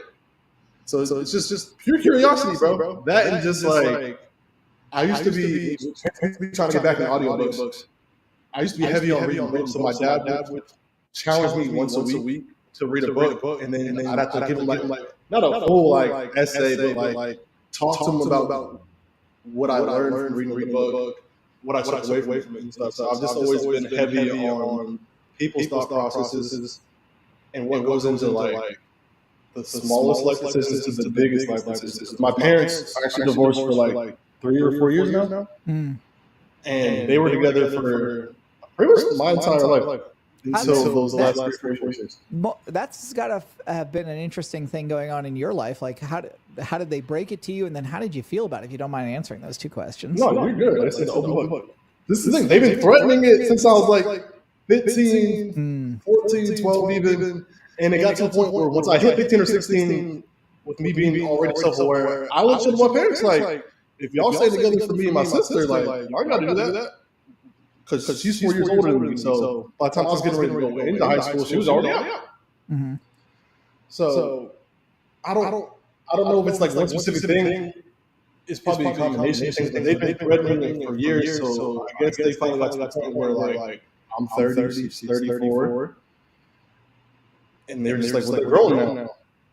And it was really more so not to give too much business out there, but threats eventually turned into reality. And once the reality became reality, I'll say one of the two, I guess, got taken back at the reality of the reality. But there's no divorce. They got back together. But it's like once it happened, like one of the two parties, for lack of a better word, they regretted it a bit. But like decisions, my dad got remarried, so it is what it is. But I say all I say is like, don't make threats that you don't want to see eventually become reality with your partner, because after a while, those threats turn into actions, and you might not be prepared emotionally or mentally for the repercussions of those realities that come to fruition. Yeah, I mean, I think that if you have to threaten your partner, it's probably an unhealthy relationship to begin with, right? Like, Exactly. it's you know what I've never understood? People who get divorced and make each other's lives miserable because one of them's still secret. Like, how do you think this works? Like, I shit in his cereal until he fell in love with me again. You know? What? Shit in cereal is wild. I'm gonna make you so miserable. You're gonna remember why you love me, Key. You know? And that's the thing, right? Because like the whole point of divorce is so you don't technically have to see them again once you got kids with them. Of course, that is what it is. But perfect world, like you really don't ever need to communicate with them again. So what's the point of making them miserable after the fact? A divorce to me says I was miserable while I was with you, so I need to finally like permanently end this. Maybe you would name change whatever. So be it. So what's the point of making your life hell after the fact when the whole point of divorce is to separate and be away from the person? It's literally contradictory.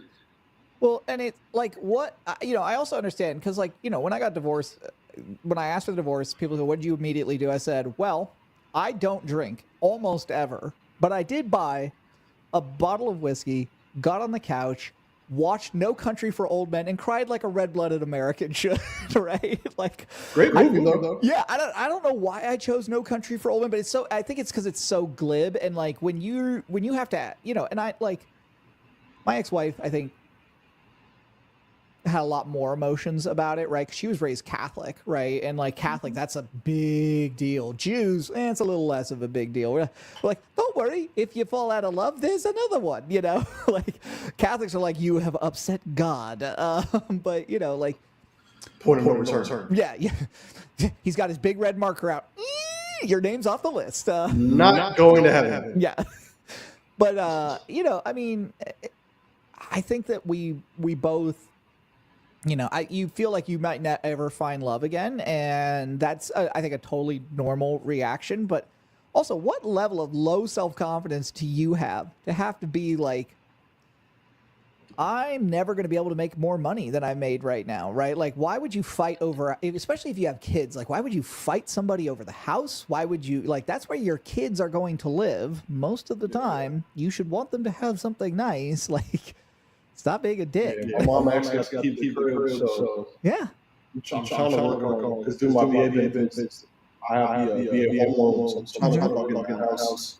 So I'm trying to get out here and shit. But luckily, my dad lets me keep the crib that I grew up in, so whenever the time comes, probably gonna flip that bitch. I mean, listen, it's not like housing or Airbnb. That gotta make some money, bro. Yeah, money gotta make us money. Yeah. Yeah, it's not like cost of living is going down anywhere, so Ever.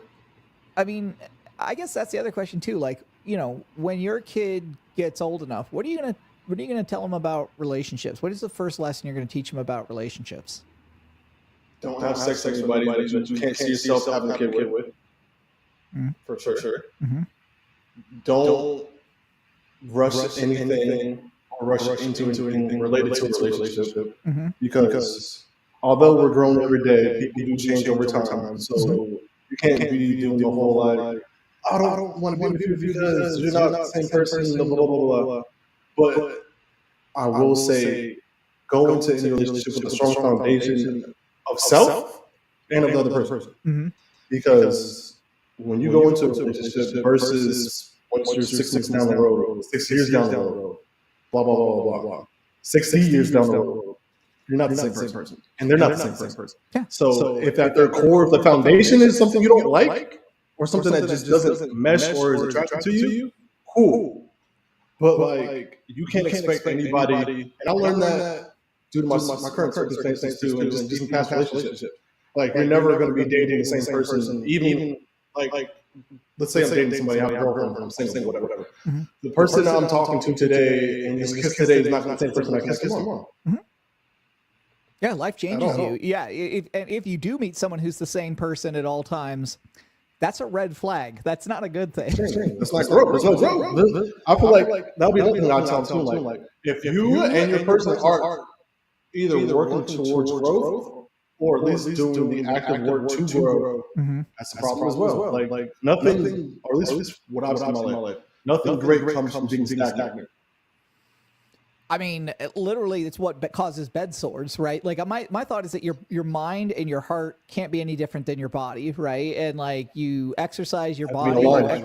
Yeah. Like, if someone said, "What would you tell?" Because we're gonna start trying to have kids here soon, and so my wife and I had this discussion. And she's like, "What would you tell someone about dating? When they were growing up?" I said, "Don't ever fuck anybody who doesn't own a bookshelf." If you don't read, like, no.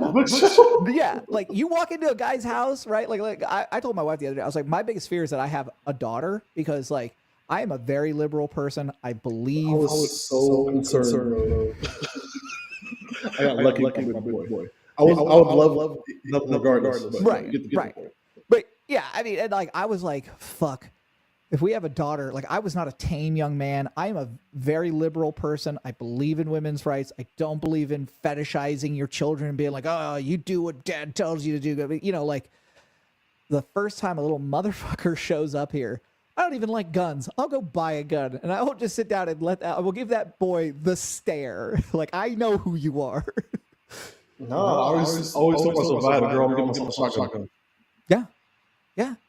And at the same time, my brother has a daughter, and she runs him, right? Like, that girl there's no doubt that there's like a genetic link between our family and her, right? Like, none at all. And his son is so much like him that it drives him insane, and yeah, I've seen that more myself. My son makes my same facial expressions. So, what's crazy? That's a thing that you carry your whole life. You probably have your dad's facial expressions. I have my dad's facial expressions, and it's so weird because I'll be like, "Where did I don't." Genetics are crazy, bro. Yeah.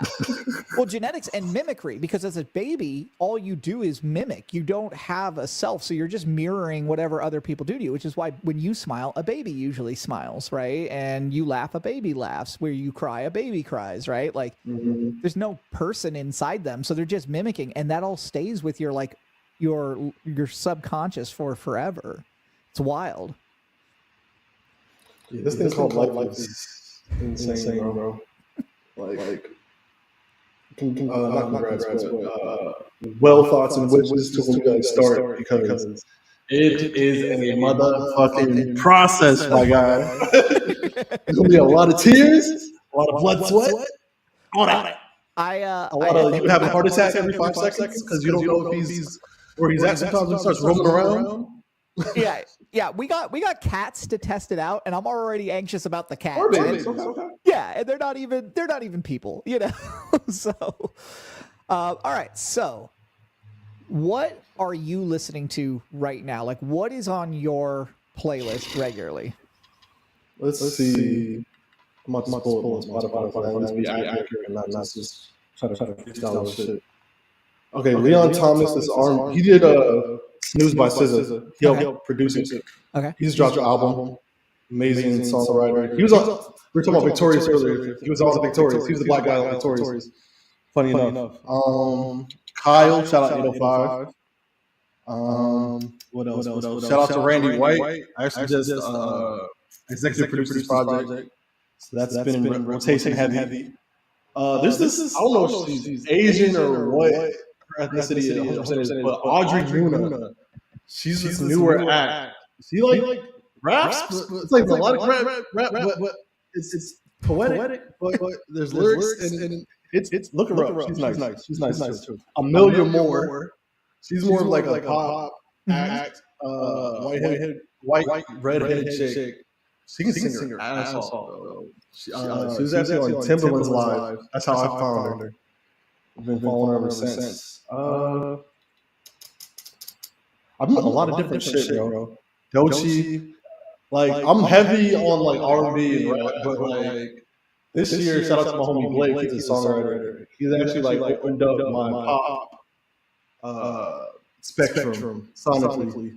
Oh, after this, we are definitely exchanging. I'm definitely sending you like my top 5 playlists because like you're going to be like, this is a whole sphere of music that I didn't even know existed. Yeah, and that's the best part about music. Like like when you're like, oh yeah, I'll send you this song. Like, yeah, send me that song because I will fucking listen to it. And like, I hate when you send music to people and they're just like, oh yeah, I'll listen to that. And they're like, did you listen to it? Like, yeah, I listened to it once. And you're like, I got busy. Why'd you ask me, bro? Yeah. Yeah, like Sabrina Carpenter. That's like a guilty pleasure right now. I can't cap because what Dion? Who helped write that? Sam Sabrina Carpenter. That's a new guilty pleasure of mine, though. Like Sabrina Carpenter. She's nice. She's nice. The hardest thing is when people hate on music, and you're like, but that's like it's like my guilty pleasure will always be early 2000s, late 90s, super pop records. So NSYNC, Britney Spears, I know all those fucking lyrics. I can pretend all day like, oh yeah. That era is undefeated, bro. That era of music from every genre. Yeah. Damn near. And like I'll like people be like, oh yeah, you're just like a punk rock guy. Like Toxic comes on and it's like Julia Michaels. That's what writes Sabrina Carpenter's entire album. That's wild. She like either had an exec seat on that project or she at least was very hands-on, bro. But Julia Michaels. That's wild. Yeah. I also just love when someone sends me something and it's like, I don't know about you, but I like dark music. Like the darker, more fucked up the content is, like that's where my brain goes, and like I love to get my sad boy back, bro. Hell yeah. Okay. Can we talk about Triple X for a second? Of course. How the fuck was that kid not bigger than he was? And like, why the fuck did everyone wait till he was dead to listen to his music? Because he was so fucking good. He was one very ahead of his time. And two, I find there's certain artists like him of that caliber that are so talented the world doesn't know how to digest his artistry. Yeah. Because outside looking in, people thought he was, especially since he was part of that freshman class, I think, if I'm not mistaken, like Kodak and all them, that he was more like a mumble. And then he came out with 17 and flipped the world on its head, bro. Greatest move musically ever, by the way. That's on some like Frank Ocean type shit. I mean, I think it's even in a different way. Like, if we're going to give Lil Wayne the credit for basically bridging the gap between skateboard culture and hip hop, which I think that credit is probably well due, Triple X is the reason there is emo rap. Like that, he's probably the whole reason for it. And Juice WRLD, Trippy, he was definitely spearhead of it for sure. But they're all within that same lineage for sure. But X is just... And I still rewatch this documentary that's on Hulu all the time because like it goes into detail about some of the more dark aspects of his life and his dealings with some of the women he was dealing with. But they also do shine a light on his come up and how like he, as much as we were trying to say, as a plant, so to speak, industry plant. I don't know. It's documented, bro. I hear that from people. I'm trying to look at who else was in that class real quick. So hang on, I'm pulling up the cover here. 21 Savage, Denzel Curry. I could be off. Was it Future also? Nah. Let me see. Freshman class. I know it wasn't MGK. No, he was one of the earlier classes.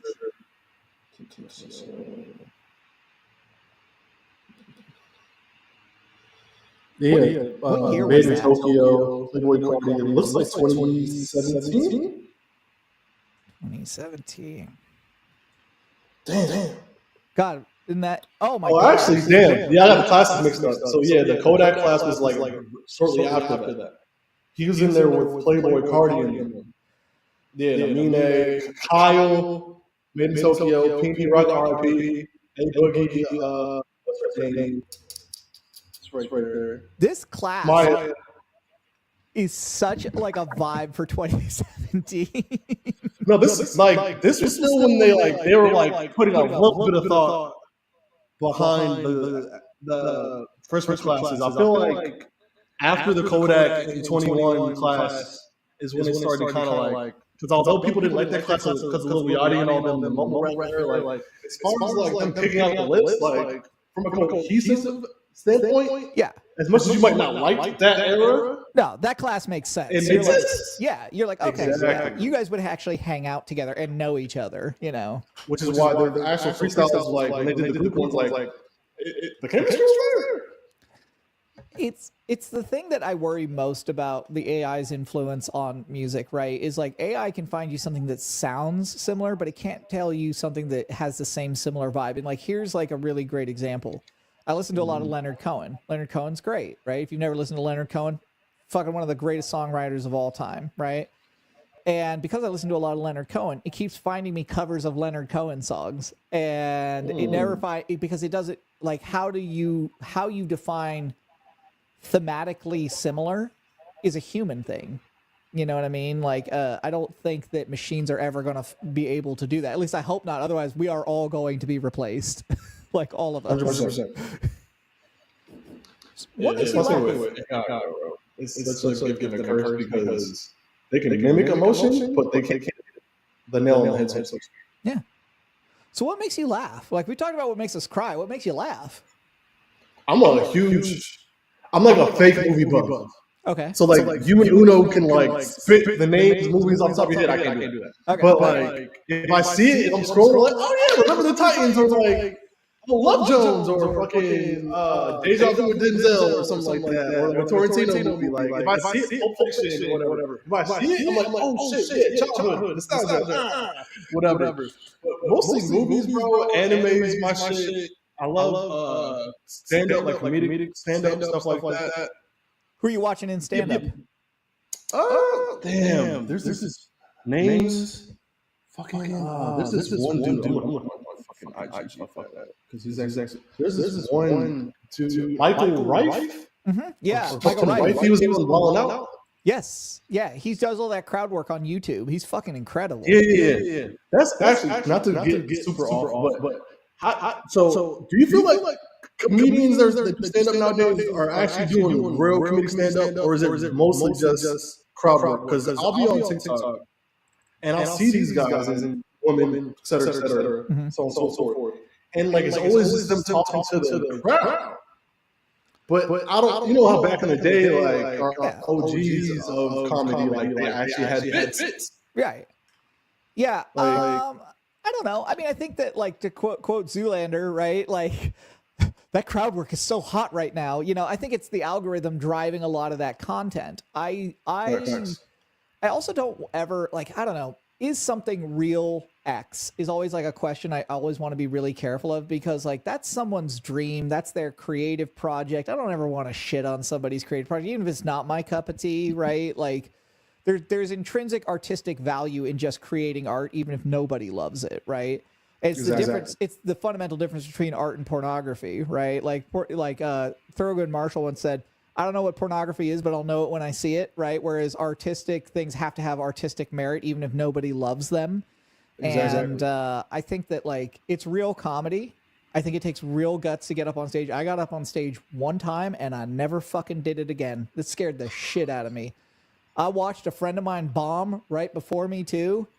That shit, I was like, fuck, I have to, because, you know, I talked about this like 2 weeks ago when we did the AMA, but like, you never leave an audience alone. So you can't not go up. Yeah. Most awkward 10 minutes of my life. I felt like I was dying.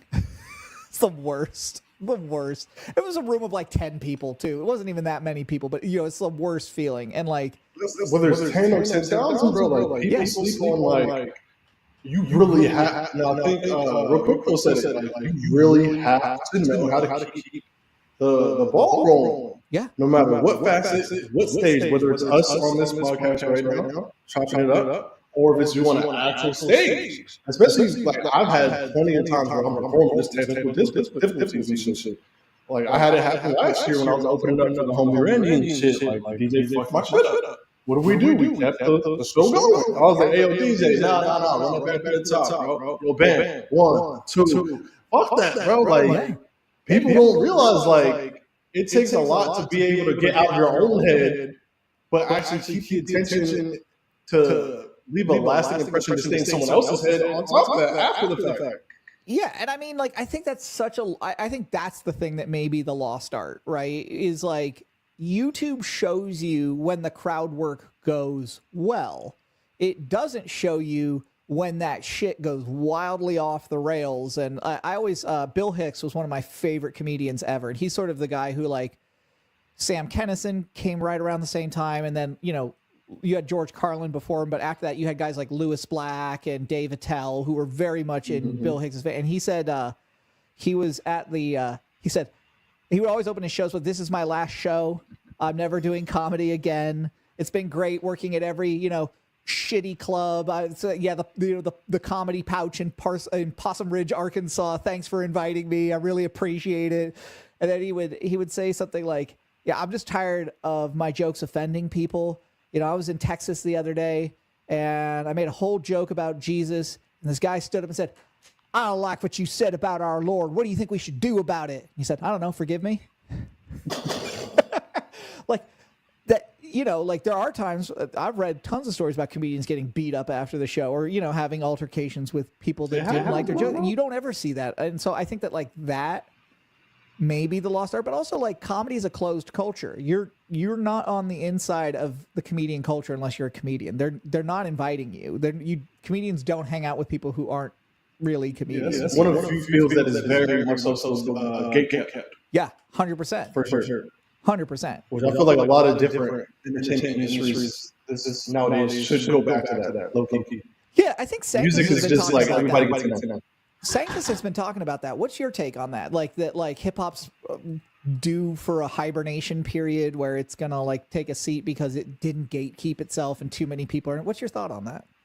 I feel like it's gonna be like the age-old comet hitting the earth type thing and reconstructing everything, right?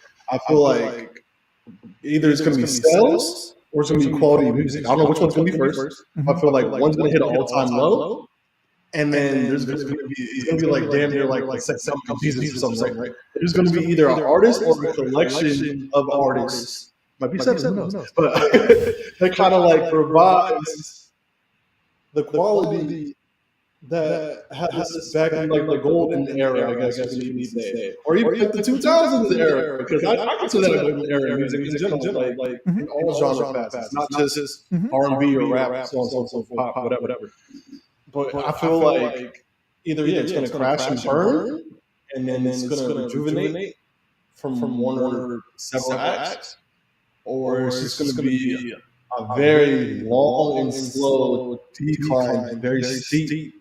That it gets to the point where, I'm not mistaken, I think, well, this year's probably going to have rap and hip hop back being the top selling genres with all the shit that's happened this year. But in the last, I think there's one year where it was like, it was actually very extremely like the last genre as far as like sales.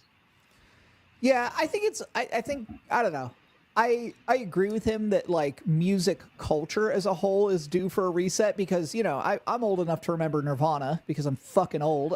But, you know, like my nanny was like, "Oh, we're gonna listen to Poison and, you know, Sting and Rod Stewart," and, you know, it's fucking awful. Guns N' Roses. Yeah, just the fucking. I mean, Guns N' Roses had like one good album, but I mean, like, just hair metal as a whole is like the fucking worst, right? Like, and along comes Nirvana, and I always love this story. Whitesnake, which is this like super big hair metal band, they had a huge single called "Here I Go Again on My Own," right, which had like his porn star wife in it. And anyway, TLDR, the week after Nevermind came out, all the radio stations are only playing grunge. They get called by their record company into the office. They come into the office and they're like, "Can you, you know, be more like Nirvana?"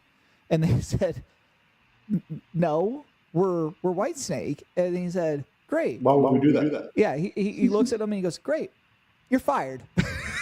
You know, like, it was that fast. It was like a week and all of these bands got dumped by their labels. And like, I don't know, like, I think that we're due for one of those moments, but I think that it's hard to have organic moments when you are dealing with an algorithm.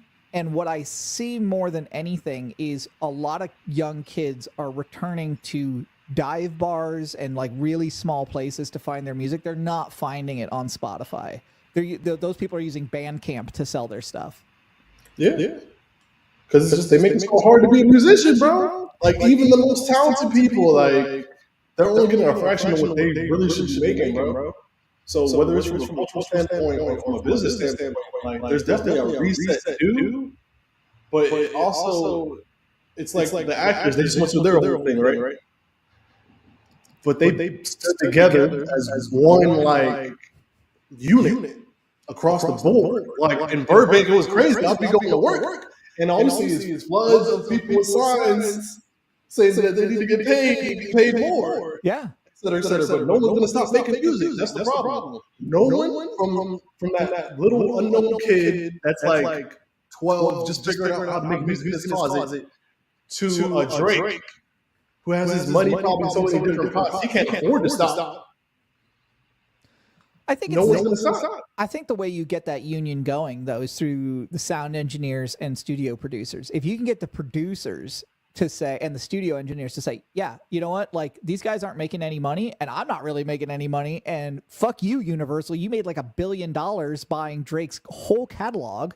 Mm-hmm. You can afford to pay me another $10 an hour. Thank you very much. Like, that's how you get that union going. But yeah, I mean, it's always fascinating to me because, like, music feels like a group of people robbing a bank, and then one of them turns to the other one and says, give me all your money.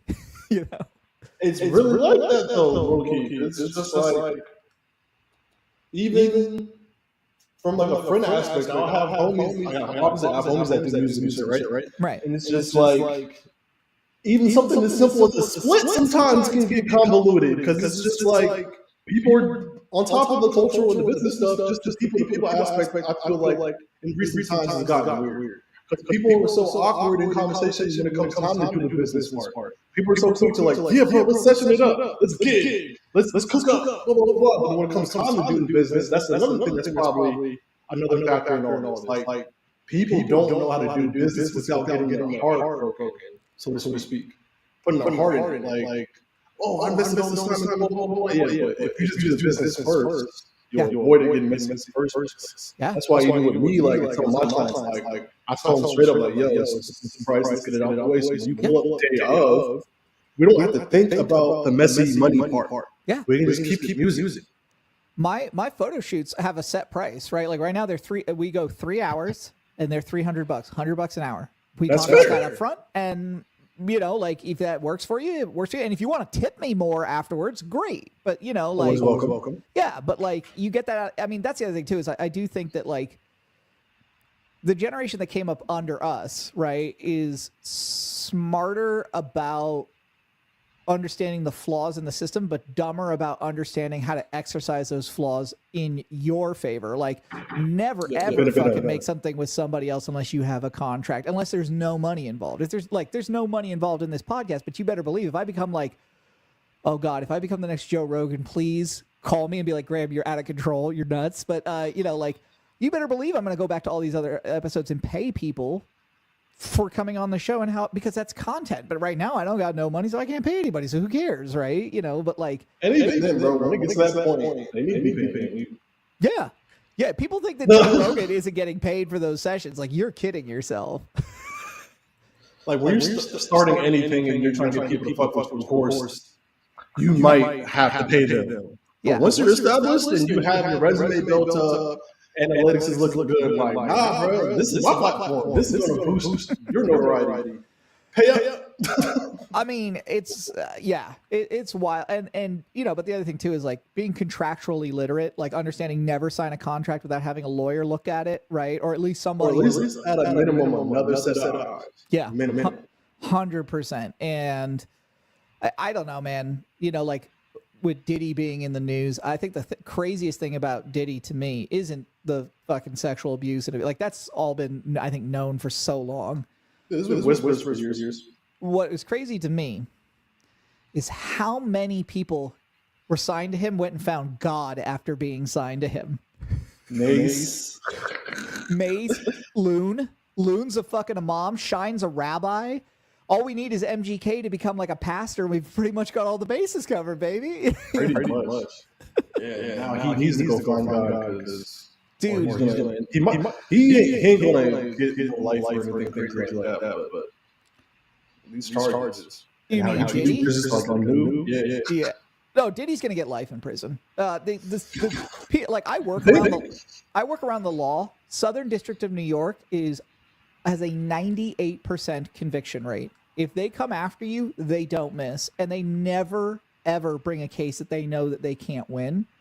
And it's why when it was Southern District of New York that charged Donald Trump, I was like, oh, this dude is fucking guilty. Like I already knew he was guilty, but it was like, no, dude, this dude is like guilty. Like they don't make cases they can't win. And it is just the shit that is in these I feel indictments. like he might be able to pay some lawyers. It might not. Because this is how I'm seeing it, right? I feel like as much as it should probably be life, because I agree with that. He's done some wild ass shit, yeah, including making people walk miles for goat milk and shit. Right, go come out and play. Right, literally. Shout out Dave Chappelle. I want you to go over the Brooklyn Bridge. I want you to get me some fresh.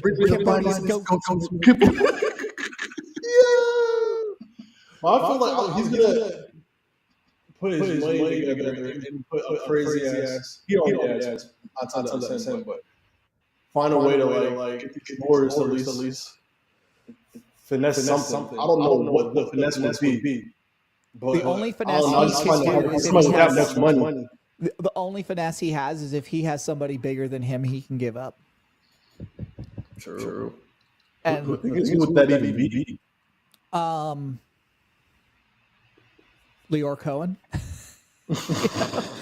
I mean, Lior. I don't think Lior is that kind of guy. But Lior is crazy. You know, like. I mean, I don't know. Like that's the hard thing too. Is like. I think given anything that he has on somebody is probably in those tapes. And because it's in those tapes, it's already tainted. They can't use it. You know what I mean? Like, I don't know. Maybe he can give up Pablo Escobar's kid. I don't fucking know. You know, like it's hard to find a scapegoat. That I don't agree with. Well, and the way he carried it, really. He never thought he was going to get arrested. That's why he did. Like people are like, why didn't he leave the country? He never thought he was going to get caught. It never occurred to him, even after ego is a crazy thing. 100%. He was sitting in a 5-star Michelin restaurant in New York when they arrested him. Like, he didn't care. I don't know. Yeah. I mean, I'm not rooting for him.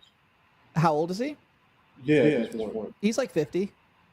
Damn. And I mean, so like, I don't think he'll get life in prison. I think he'll get 30 years, which is equivalent to life, right? Yeah, I don't think he's ever getting out of prison. And I don't think that his particular personality set works well in prison. The same way that like, if Donald Trump goes to prison, I'm pretty sure he's gone very shortly after. I don't think his personality survives in prison or in isolation. No.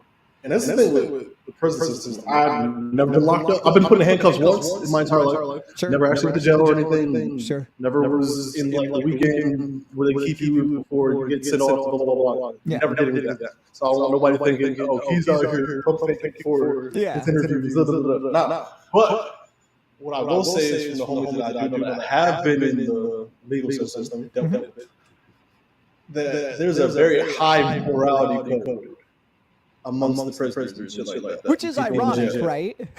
Like, it's kind of funny. It's hilarious. It's comedic even. Like, you would think it'd be the complete opposite, but no, people in there like, depending on what you went in for, like, you gonna become somebody's bitch or somebody's OG. And it's a very thin line to walk. So yeah, Diddy won't last 24 hours in Gen Pop. Well, and there's now this 120-person class action lawsuit against him from Texas of 120 women.